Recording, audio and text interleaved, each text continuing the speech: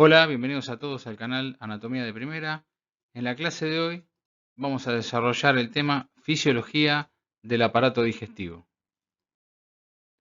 Los temas que vamos a tocar van a ser generalidades, anatomía fisiológica gastrointestinal, control nervioso gastrointestinal, el control humoral gastrointestinal y los tipos de movimientos que se desarrollan a lo largo de todo el tubo digestivo.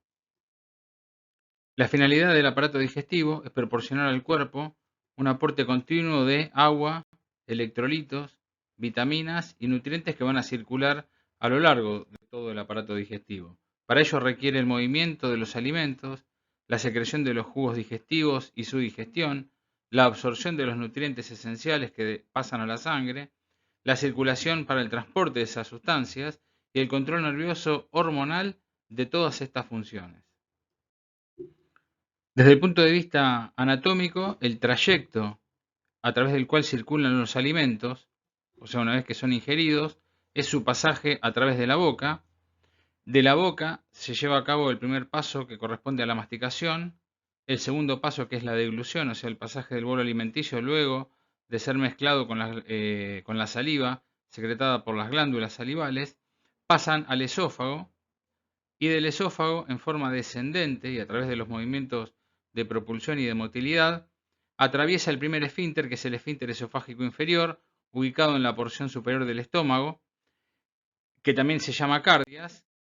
El trayecto continúa hacia la región interna del estómago, en donde se produce la mezcla del alimento, y acá la particularidad es que el alimento empieza a disminuir su tamaño para atravesar el segundo esfínter que va a comunicar el estómago con el duodeno. Ese esfínter se llama píloro. Es decir, que el alimento ahora va a seguir su trayecto a lo largo de todo el tubo digestivo en la porción que corresponde al intestino delgado, como dijimos, duodeno, continúa con el yeyuno y luego con el ilion. Acá encontramos otra válvula que comunica el intestino delgado con la primera porción del intestino grueso, que se llama válvula iliocecal, para que el alimento siga su trayecto ahora por el intestino grueso, colon ascendente, colon transverso, colon descendente, la anteúltima porción que es el colon sigmoides, el recto y la última porción que corresponde al ano. Por lo tanto, desde el punto de vista anatómico, el alimento sigue el trayecto que corresponde a la boca para su masticación, luego de la masticación la deglución para el pasaje por el esófago, del esófago se dirige al estómago, del estómago continúa su trayecto por el intestino delgado, como dijimos, duodeno, yeyuno e ilion, y la última porción es la de atravesar el intestino grueso, colon ascendente, colon transverso, colon descendente, sigmoides, recto y ano. Entonces, toda la anatomía del tubo digestivo comienza en la región de la boca, se continúa a nivel del esófago, continúa con el estómago, intestino delgado formado por el duodeno, yeyuno e ilion, el intestino grueso formado por el apéndice, colon ascendente, colon transverso, colon descendente, colon sigmoides, recto y ano. Ahora, si tomamos específicamente lo que es la región del intestino, nos vamos a encontrar con que esa pared intestinal está formada por capas. De afuera hacia adentro, esas capas son serosa, la capa muscular longitudinal, la capa muscular circular, la submucosa y la mucosa. Es decir que a través de un corte y desde el punto de vista histológico describimos estas cuatro capas. Ahora lo que vamos a hacer es lo que habíamos mencionado anteriormente, hacer un corte en la región transversal del intestino para la descripción de cada una de sus capas. Lo que hay que destacar es que a lo largo de todo el tubo digestivo, desde la región del esófago hasta el esfínter anal externo, todo el músculo que predomina a lo largo del tubo digestivo es músculo liso, o sea que está regulado de manera involuntaria por el sistema nervioso autónomo. Entonces, a partir del corte transversal, podemos describir cada una de sus paredes, desde la región externa hacia la interna. La primera es la capa serosa. La segunda es la muscular longitudinal, o sea que las fibras musculares, es decir, sus células están dispuestas de manera longitudinal. La capa muscular circular, que adopta cada una de sus células otra porción entre la muscular longitudinal y la circular. En su totalidad hablamos de la capa muscular. En su continuidad con la capa submucosa, la capa muscularis mucosae y la porción interna que corresponde a las vellosidades intestinales, o sea, una diferenciación de la membrana de la célula, corresponde a la porción más interna, en este caso, entonces formada por la mucosa intestinal.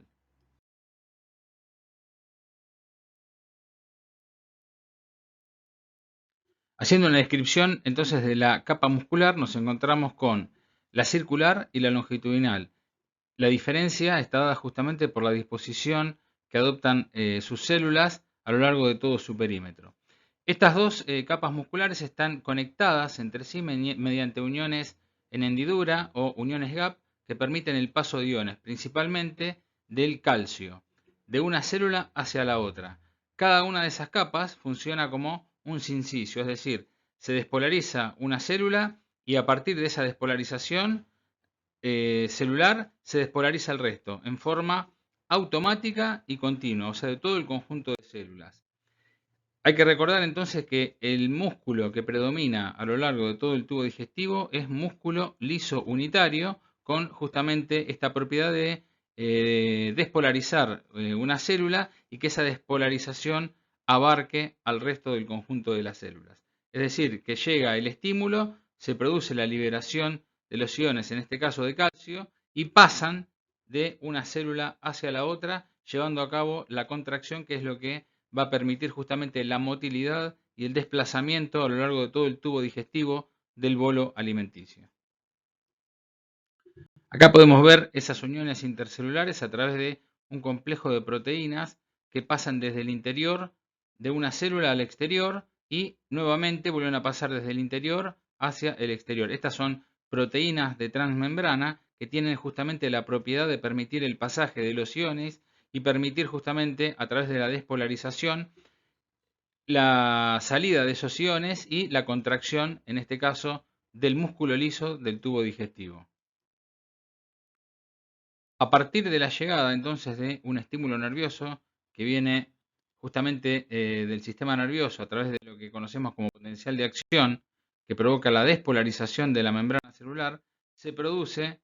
justamente ese cambio en el potencial de membrana que lo que hace es transmitir ese estímulo nervioso con la liberación de los iones que atraviesan cada una de estas proteínas de transmembrana que mencionamos recién, que son las conexinas. Entonces, ¿qué es lo que proporciona la movilidad del tubo digestivo? Es la actividad eléctrica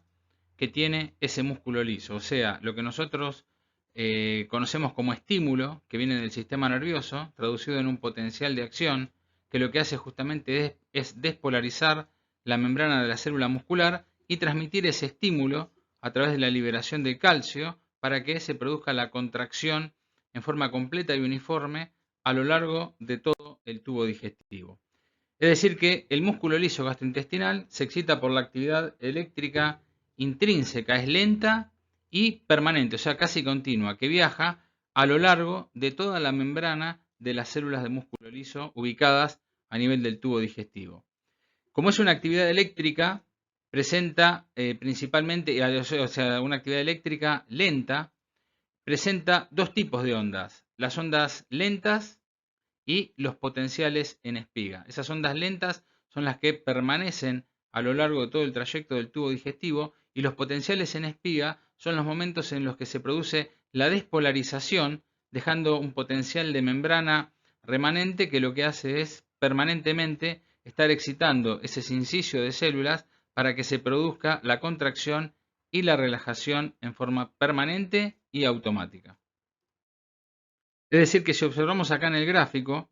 por un lado tenemos el potencial de membrana siempre medido en milivoltios y los segundos, o sea, la frecuencia en las cuales se producen esas descargas. Estas ondas lentas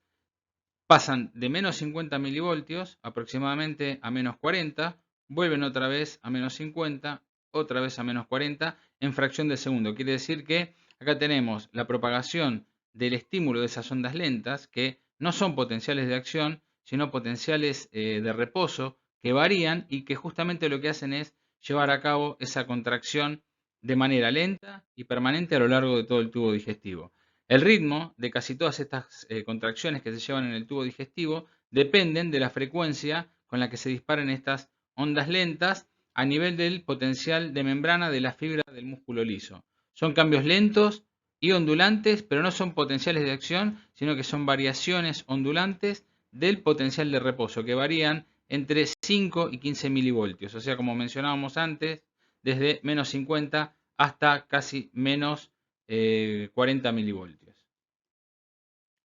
Es decir, que estas ondas lentas tienen una determinada frecuencia que varía de 3 a 12 por minuto en condiciones normales, sin ningún tipo de patología a lo largo de todo el tubo digestivo, pero que varían de acuerdo a la región del tubo digestivo en la que nos ubiquemos. Por ejemplo, si nos vamos al cuerpo del estómago o cuerpo gástrico, vamos a encontrar una frecuencia de 3 ondas por minuto. En el ilion terminal, la última porción del intestino delgado, son aproximadamente entre 8 y 9, y en el duodeno, que es donde más actividad encontramos, es aproximadamente de 12 ondas lentas por minuto.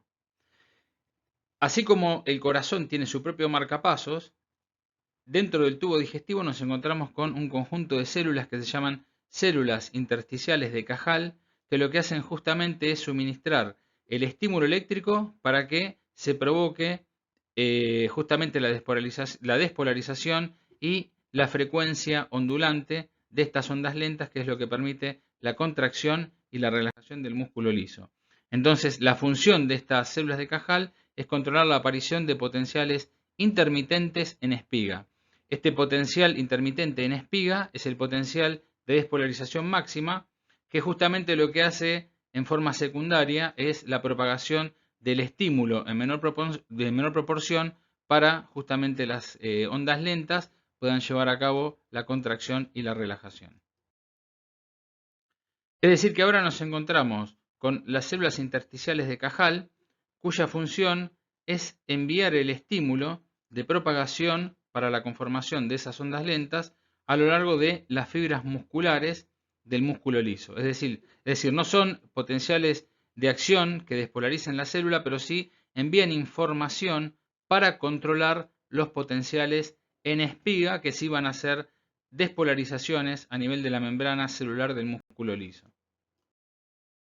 Los potenciales en espiga sí son verdaderos potenciales de acción que justamente tienen el poder de cambiar el voltaje de la membrana celular y llevarlo desde una electronegatividad hacia una electropositividad, que es justamente lo que produce el potencial de acción o potencial en espiga, que es lo que va a provocar la despolarización de la célula, en este caso la del músculo liso del tubo digestivo, y permitir de esa manera llevar a cabo la contracción.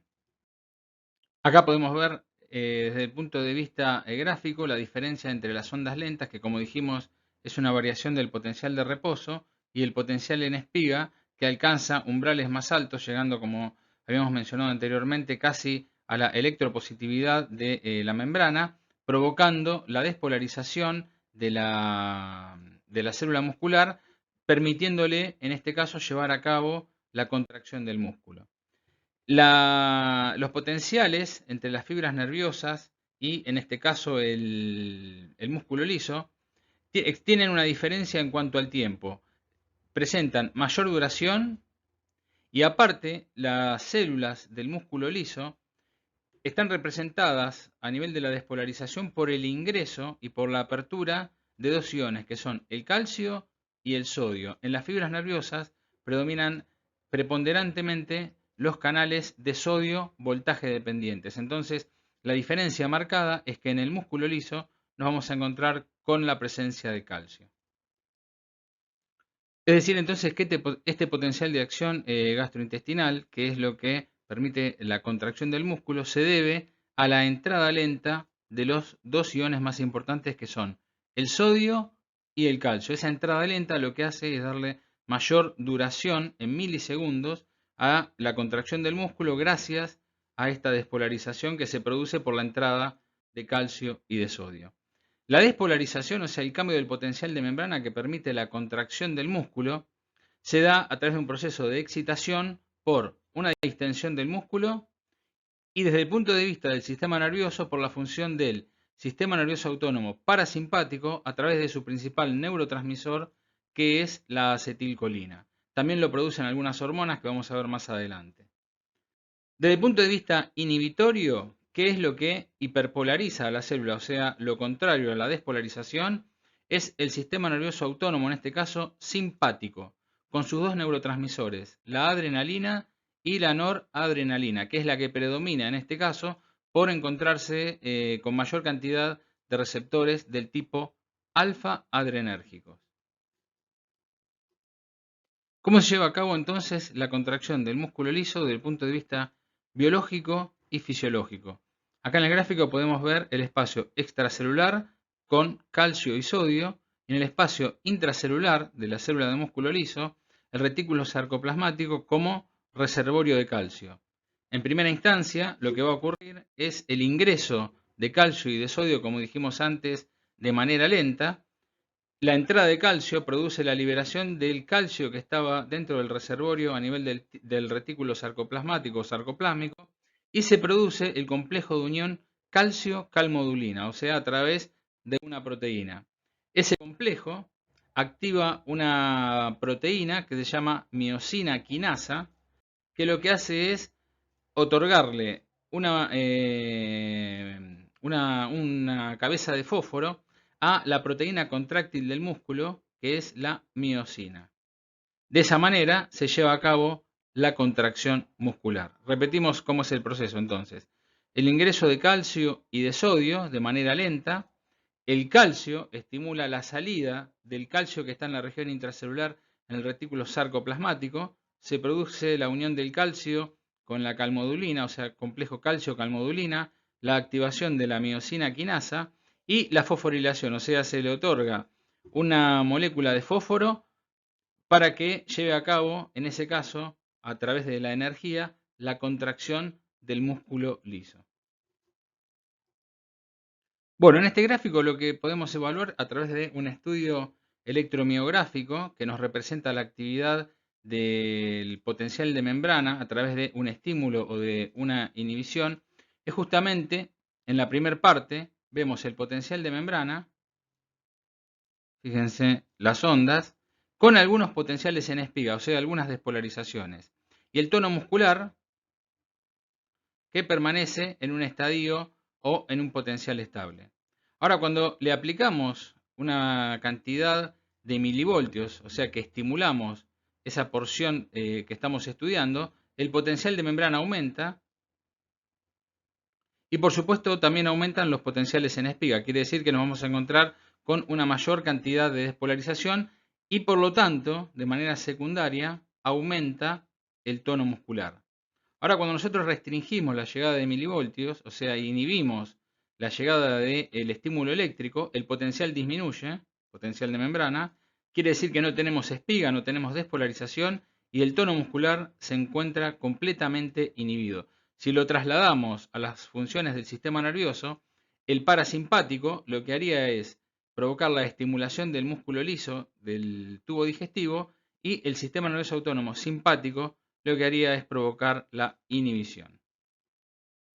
Ahora ya sabiendo entonces cómo se llevan a cabo la despolarización, la hiperpolarización y la repolarización de la membrana del músculo liso del tubo digestivo, vamos a hablar del control nervioso. El aparato gastrointestinal tiene su propio sistema de control nervioso llamado sistema nervioso entérico. Este sistema nervioso entérico lo vamos a encontrar en el espesor de las paredes ubicadas a lo largo del tubo digestivo desde el esófago, pasando por toda la estructura del duodeno, yeyuno, ilion, colon, o sea, el intestino grueso, hasta la porción terminal que corresponde al esfínter anal interno ubicado en la región del ano. Y nos vamos a encontrar con dos plexos, o sea, dos conjuntos de nervios que van a formar estructuras nerviosas más grandes que van a tener funciones específicas dentro de lo que es el funcionamiento del tubo digestivo. Son el plexo de Auerbach o mientérico y el plexo de Meissner o submucoso. Esto nos hace referencia al punto de ubicación de este grupo de células del sistema nervioso, en qué parte del tubo digestivo van a estar ubicadas. Entonces este sistema nervioso entérico lo dividimos en el plexo de Auerbach y el plexo de Meissner. El plexo de Auerbach tiene como función los movimientos gastrointestinales. El plexo de Meissner, la secreción, por ejemplo, de las diferentes hormonas o por el ácido clorhídrico liberado a nivel del estómago para la digestión o para la mezcla, mejor dicho, de los alimentos. Y aparte, la administración de sangre a partir de las arterias distribuidas en todo el tubo digestivo que conocemos como flujo sanguíneo local. Este sistema nervioso entérico tiene la propiedad de poder funcionar de manera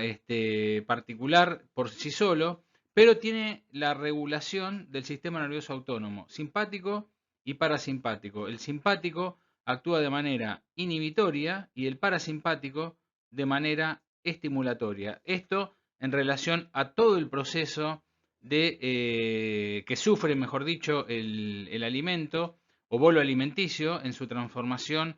en partículas de pequeño tamaño que ayudan a la digestión y su transformación en lo que se conocen como el quimo y el kilo a lo largo de todo el trayecto de cambios que va sufriendo el bolo alimenticio por su pasaje a lo largo del tubo digestivo. Desde el punto de vista histológico, o sea, a nivel de los tejidos, ubicamos el plexo de Auerbach entre el músculo liso longitudinal y el músculo liso circular. En cambio, el plexo de Meissner lo ubicamos entre la capa submucosa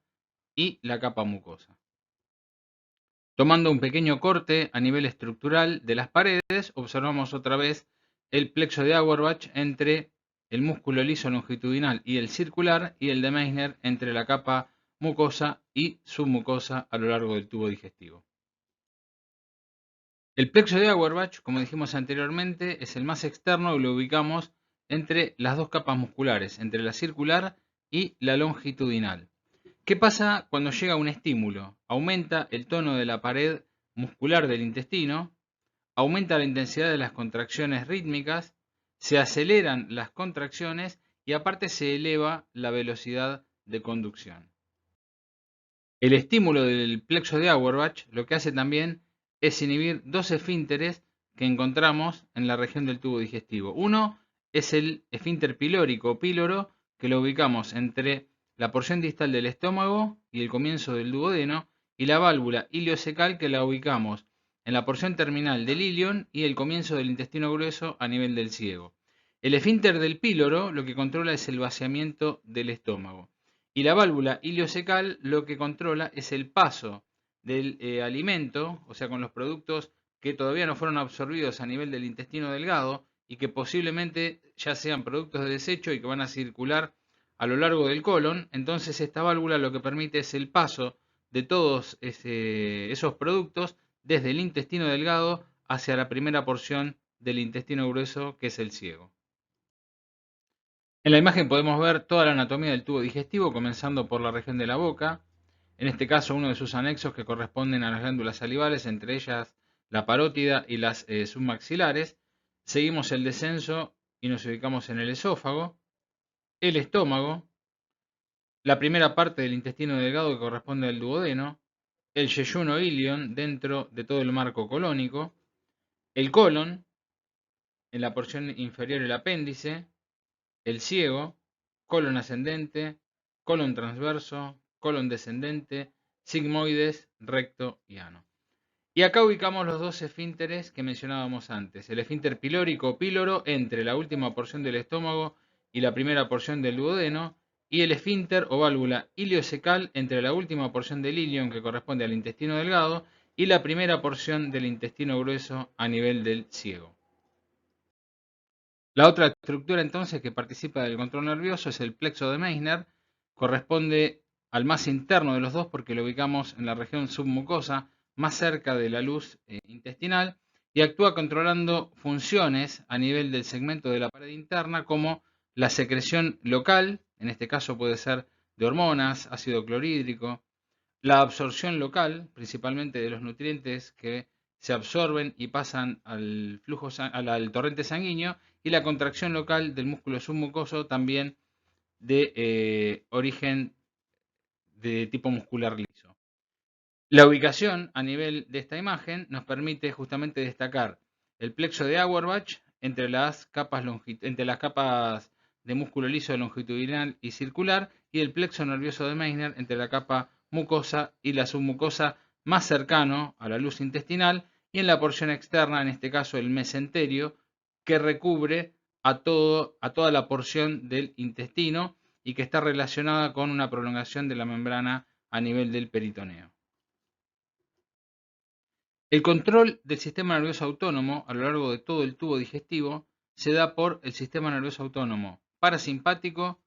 y simpático. Desde el punto de vista de su distribución general, el parasimpático tiene una distribución cráneo-sacra, o sea, en este caso, a nivel del tronco cerebral y de las últimas porciones de la médula espinal sobre la región sacra. En cambio, el sistema nervioso autónomo simpático tiene una distribución que es toracolumbar, a nivel de la médula espinal sobre la región torácica y sobre la región lumbar. Ahora, si nos enfocamos solamente desde el punto de vista del control autonómico para el tubo digestivo, el sistema nervioso autónomo parasimpático tiene su porción craneal, en este caso, dada por el nervio vago o décimo par craneal, también llamado neumogástrico. Y la porción sacra está dada por la inervación a nivel del plexo sacro, desde la región de la médula espinal que viene desde S2 hasta S4. El parasimpático lo que hace es potenciar el sistema nervioso entérico. Por lo tanto, el neurotransmisor que va a actuar en consecuencia es la acetilcolina. En cambio, el sistema nervioso autónomo simpático, como dijimos antes, con su distribución toracolumbar y con los ganglios prevertebrales, tiene su distribución a lo largo de todo el tubo digestivo, en este caso con la inhibición del sistema nervioso entérico. El neurotransmisor más importante es la noradrenalina o norepinefrina. Esta noradrenalina tiene como particularidad la inhibición del músculo liso gastrointestinal, excepto la capa muscular más interna, que está ubicada en la mucosa y que también tiene músculo liso. Se llama muscularis mucosae. Un estímulo potente, en este caso, a través de la noradrenalina o norepinefrina, puede realizar una parálisis completa de todo el peristaltismo del tubo digestivo, o sea, la inhibición de los movimientos peristálticos o del complejo motor migrante a lo largo de todo el tubo digestivo. La distribución de la acetilcolina, que corresponde al sistema nervioso autónomo parasimpático, la vemos principalmente en la región proximal y en la región distal, principalmente en lo que sería esófago, estómago, en la región, una pequeña porción que cubre el intestino delgado y las porciones terminales que corresponden al intestino grueso, principalmente en la región del sigmoides, recto y ano. Y la noradrenalina o norepinefrina para el sistema nervioso autónomo simpático tiene una distribución similar a lo largo de todo el tubo digestivo. Quiere decir que actúa tanto en la porción proximal, en la porción media o en la porción distal de todo el tubo digestivo. En esta imagen podemos ver un corte a través del intestino, ahora con la distribución de los dos plexos, el mientérico de Auerbach y el submucoso o de Meissner, y la llegada de los estímulos que provienen del sistema nervioso autónomo simpático y parasimpático. Lo que hay que destacar es que el simpático recibe o envía, mejor dicho, información, en este caso postganglionar, y el parasimpático lo realiza a través de fibras preganglionares, que lo vamos a especificar bien cuando hagamos la descripción del sistema nervioso autónomo. En esta distribución observamos los dos plexos, como dijimos, el epitelio, que forma en este caso la región más interna o la porción más interna del intestino delgado, a través de las vellosidades que se conectan directamente con la luz del intestino y a través de las cuales estas células epiteliales envían información aferente hacia ganglios prevertebrales, a la médula espinal y al tronco del encéfalo. O sea, es información, en este caso aferente, que va desde el órgano hacia centros nerviosos que están ubicados en la región superior.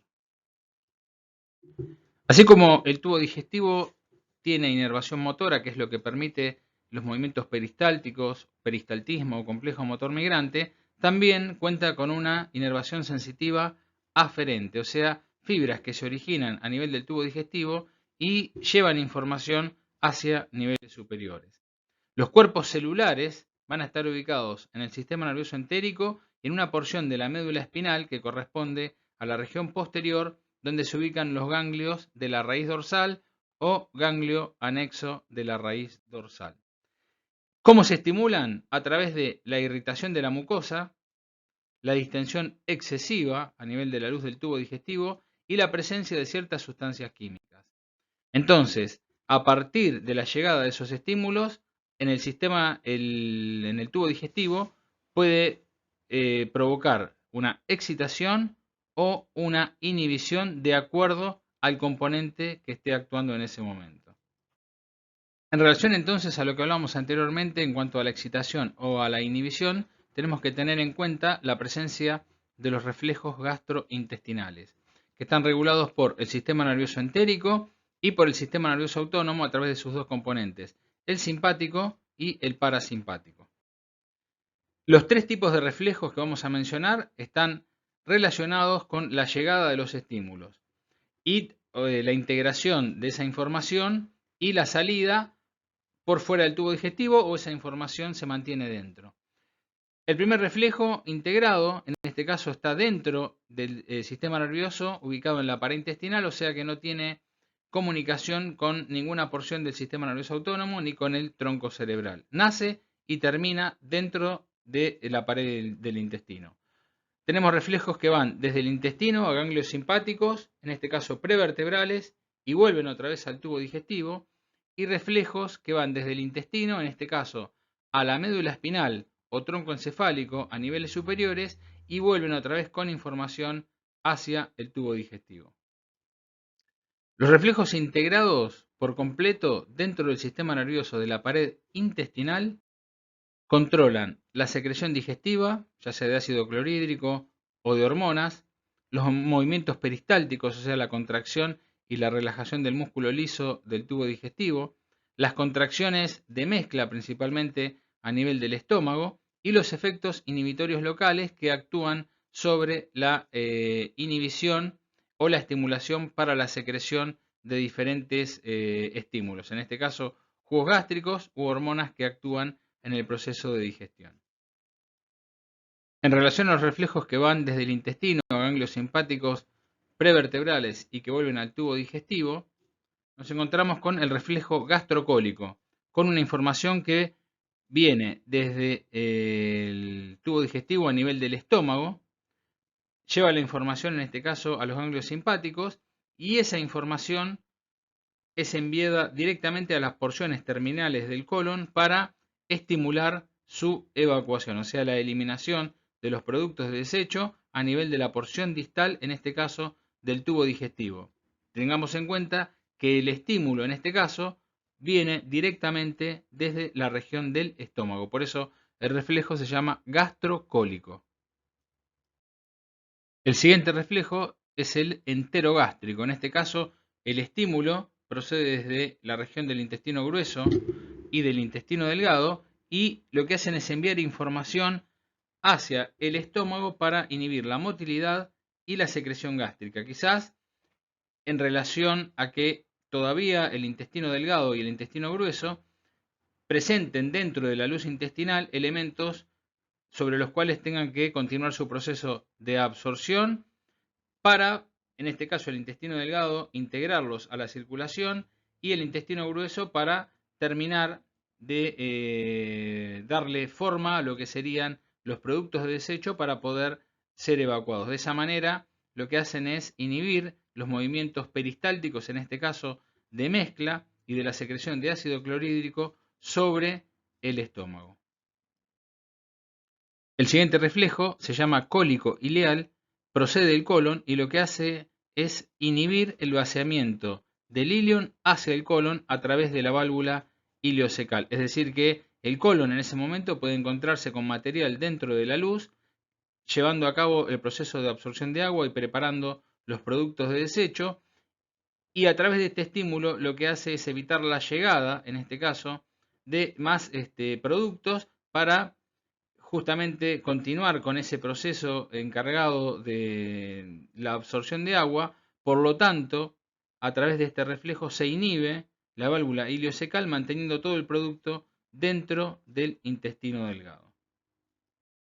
En relación a los reflejos, ahora que van desde el intestino hacia la médula espinal o tronco encefálico en la región superior y vuelven otra vez hacia el tubo digestivo, tenemos los reflejos que se originan a nivel del estómago y duodeno, ascienden hacia la región del tronco encefálico y regresan al estómago, en este caso, a través del décimo par craneal, nervio vago o neumogástrico, para tener función sobre la actividad motora a nivel de los movimientos peristálticos, movimientos de mezcla a nivel del estómago y sobre la actividad secretoria, en este caso de jugos gástricos o de hormonas que están relacionadas principalmente con el primer proceso, en este caso, de la mezcla del alimento ya a nivel de la región del estómago.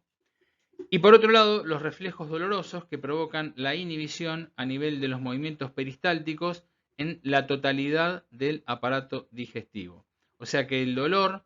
a través de aferencias que viajan por los axones de las neuronas, llegan hacia los centros superiores y de esa manera se provoca la inhibición a nivel de toda la región del tubo digestivo en relación a los movimientos peristálticos.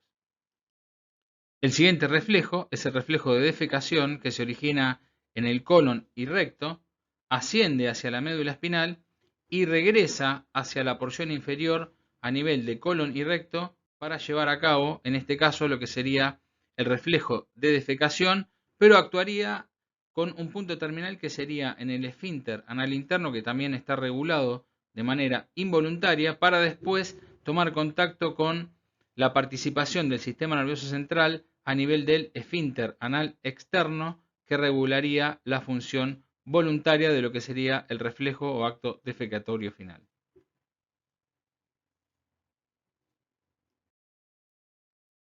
Volviendo a esta imagen, a nivel de lo que sería un corte sobre la pared del tubo digestivo, nos encontramos con los dos plexos, el de Auerbach o mientérico y el de Meissner o submucoso, y su relación con la participación del sistema nervioso autónomo simpático y parasimpático. El simpático, como dijimos anteriormente, es inhibitorio y el parasimpático es estimulatorio en cuanto al funcionamiento de todo el tubo digestivo.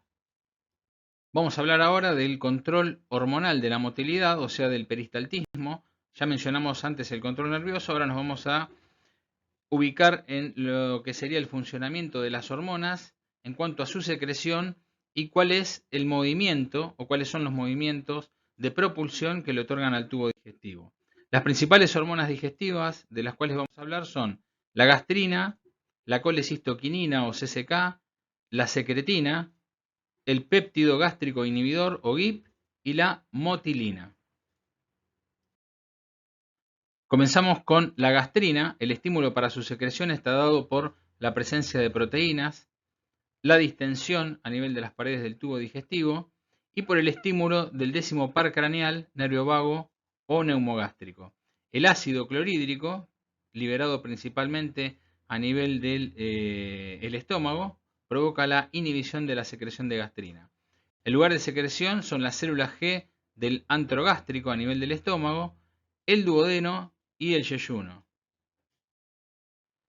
En cuanto a la acción de la gastrina, entonces estimula la secreción de ácido gástrico, principalmente el ácido clorhídrico, y el crecimiento de la mucosa en cuanto a la regeneración del epitelio en la porción de la luz a nivel en esta región del estómago. Cuando existe un exceso de ácido gástrico que provoca una acidez y una disminución del pH dentro de la luz del estómago, se produce, como vimos anteriormente, la inhibición de la secreción de la gastrina. Con respecto a la colecistoquinina, el estímulo proviene de la presencia de proteínas, grasas y ácidos. El lugar de secreción está ubicado en las células I del duodeno, en el yeyuno y en el ilion, o sea, a lo largo de todo el intestino delgado. En cuanto a la acción de la colecistoquinina, estimula la secreción pancreática, principalmente de bicarbonato y enzimas pancreáticas que viajan desde la porción interna del páncreas, desembocando en la segunda porción del duodeno a través de los conductos principales. Estimula la contracción de la vesícula biliar, en este caso para la secreción de las sales biliares o bilis, para ayudar a la digestión de las grasas, que justamente las grasas lo que hacen es estimular la liberación de colecistoquinina, un crecimiento del páncreas exócrino, y desde el punto de vista inhibitorio lo que hace es inhibir el vaciado gástrico, o sea, el contenido de la luz del estómago a través del esfínter pilórico evita su pasaje, en este caso, hacia la región del duodeno. En cuanto a la secretina, el estímulo para la secreción está dado por los ácidos y las grasas. El lugar de secreción se da en las células S del duodeno, el yeyuno y el ilion, o sea, otra vez a lo largo del intestino delgado. Ante la presencia de ácidos, vamos a tener justamente la presencia para amortiguar esos ácidos de bicarbonato, y ante la presencia de las grasas vamos a tener aumentada la secreción, en este caso de las sales biliares provenientes a nivel de la vesícula biliar. Por lo tanto, la secretina estimula la secreción de pepsina, bicarbonato pancreático y bicarbonato biliar. Y a su vez inhibe la secreción del ácido gástrico, principalmente el ácido clorhídrico, a pesar de la estimulación en cuanto a la secreción de los amortiguadores, en este caso como son el bicarbonato pancreático y el bicarbonato biliar. El péptido inhibidor gástrico, el estímulo de sus secreciones a través de la presencia de proteínas, grasas e hidratos de carbono. El lugar de secreción se produce en las células K del duodeno y del yeyuno. Ahora, ante la presencia de hidratos de carbono, nos vamos a encontrar, en cuanto al funcionamiento o a la acción de este péptido inhibidor gástrico, es la estimulación de la liberación de insulina por el páncreas endocrino. O sea, ante el aumento de los hidratos de carbono, que estimularían el aumento de la glucosa en sangre, o sea, la glucemia, se produce la liberación de la insulina para disminuir los valores de glucemia. Por otro lado, inhibe la secreción de ácido gástrico a nivel de las paredes del estómago. En cuanto a la motilina, el estímulo para la secreción se da por la presencia de grasas, ácidos y por el estímulo del décimo par craneal, que es el vago o neumogástrico. El lugar de secreción son las células M a nivel del duodeno y del yeyuno. En cuanto a su función, como el nombre lo indica, está relacionada con la motilidad a nivel gástrico, relacionada con la mezcla y propulsión, y a nivel de todo el intestino, en este caso a través del complejo motor migrante y los movimientos peristálticos para el avance del bolo alimenticio, ya transformado y dividido en partículas más pequeñas para avanzar a través de la válvula iliocecal y ubicarse en la porción final a nivel del intestino grueso o colon. En el siguiente cuadro, a modo de resumen, tenemos la hormona, el estímulo para la secreción, el lugar de secreción y las funciones que tienen a nivel del lugar donde se estimula la secreción y el funcionamiento. Recuerden que cuando hablamos de nervios nos referimos al décimo par craneal o nervio neumogástrico. En cuanto a los tipos de movimientos que presenta el tubo digestivo, destacamos los movimientos de propulsión y los movimientos de mezcla. Los movimientos de propulsión desplazan alimentos a una determinada velocidad para llevar a cabo la digestión y la absorción. Hay que diferenciar la digestión de la absorción, ya que la digestión es el proceso de transformación por hidrólisis de los alimentos en moléculas mucho más pequeñas que permitan o el pasaje, mejor dicho, a través de una membrana plasmática por vía mecánica o química, que corresponde en segunda instancia a lo que sería la absorción de los alimentos, o sea, el pasaje de los nutrientes hacia la circulación. Y los movimientos de mezcla mantienen el contenido intestinal mezclado durante un tiempo determinado para después justamente continuar con el avance a través de la propulsión. El movimiento de mezcla principalmente se da a nivel de la región del estómago, principalmente sobre la región del antro. Estos movimientos propulsivos son llamados peristaltismo. El peristaltismo, en su conjunto, se da por la generación de ese potencial de acción o espiga que provoca la despolarización de la célula de músculo liso y que se propaga de manera continua a lo largo de todo el músculo liso a través de lo que habíamos mencionado como las uniones GAP, a través de las proteínas que actúan como contacto entre la capa muscular, circular y longitudinal, llamadas conexinas. Este movimiento peristáltico, en su conjunto con las ondas lentas, con la espiga de despolarización del potencial de acción, es lo que provoca el movimiento o la onda contráctil que se propaga a lo largo de todo el tubo digestivo y que en su conjunto llamamos complejo motor migrante, también gracias a la presencia de las células de Cajal que actúan como marcapasos intrínsecos. A partir de los movimientos propulsivos se genera esta contracción peristáltica a lo largo del tubo digestivo, generando una zona de distensión y en su parte anterior un anillo contráctil que corresponde a esa contracción peristáltica. O sea que a partir de los 5 segundos ese anillo contráctil avanza y a partir de ese avance de la contracción del músculo liso se produce el avance del bolo alimenticio a lo largo del tubo digestivo. El estímulo peristáltico es la distensión que se provoca por delante de este anillo contráctil. Aparte, el peristaltismo de ser estimulado por la distensión está estimulado también por la irritación del epitelio, que puede ser física o química, y por el sistema nervioso autónomo parasimpático a través de su neurotransmisor, que es la acetilcolina. El peristaltismo entonces constituye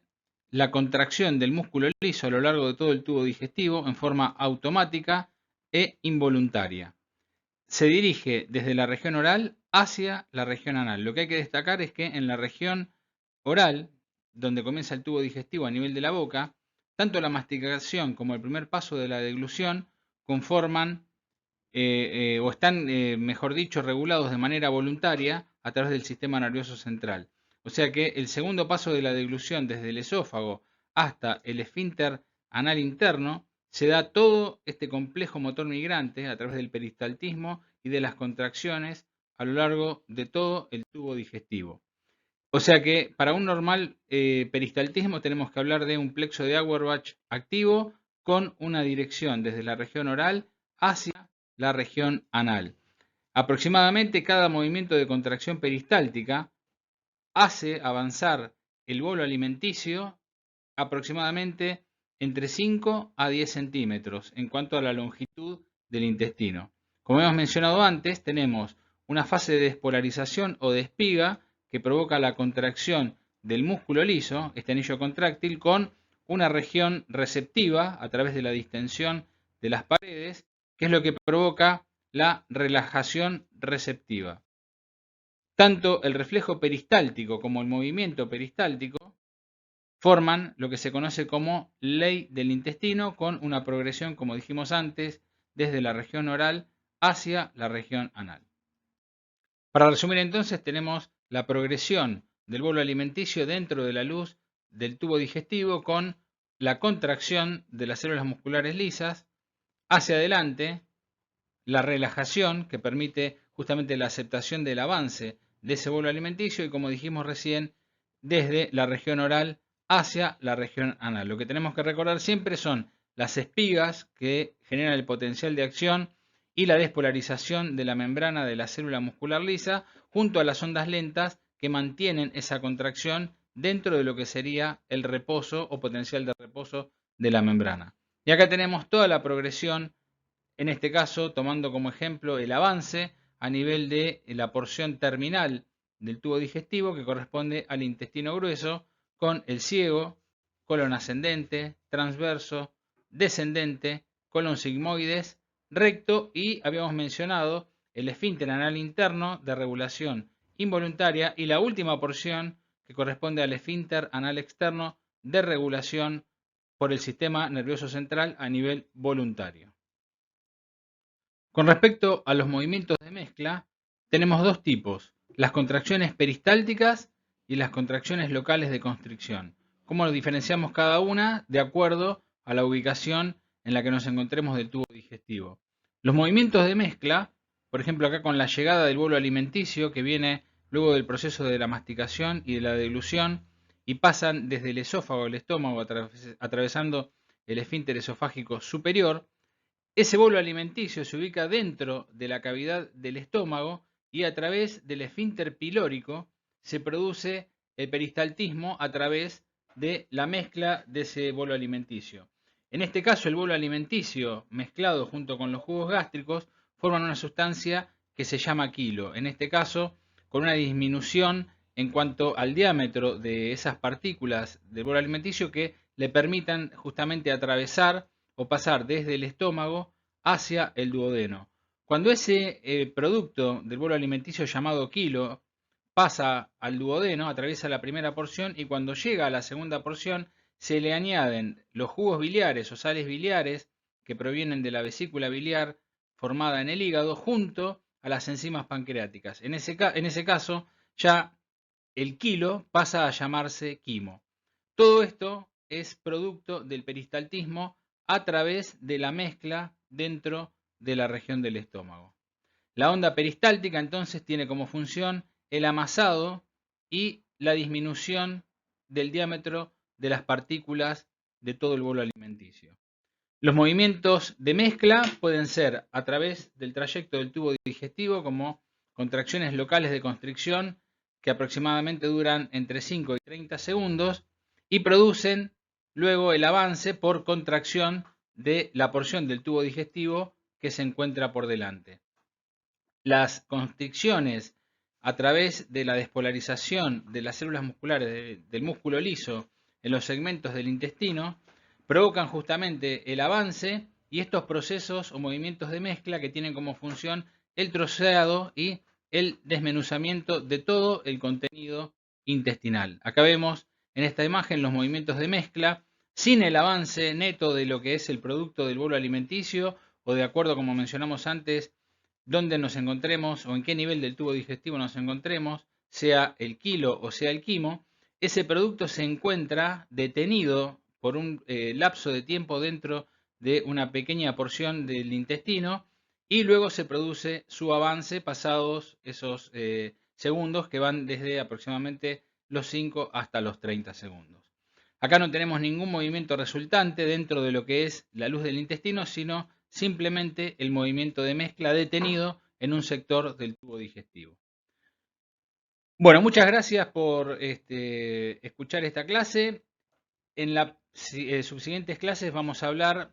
de la progresión de lo que es todo el contenido del bolo alimenticio dentro de la luz intestinal y como siempre les agradezco que se suscriban, compartan y le den like a la clase. Muchas gracias y nos encontramos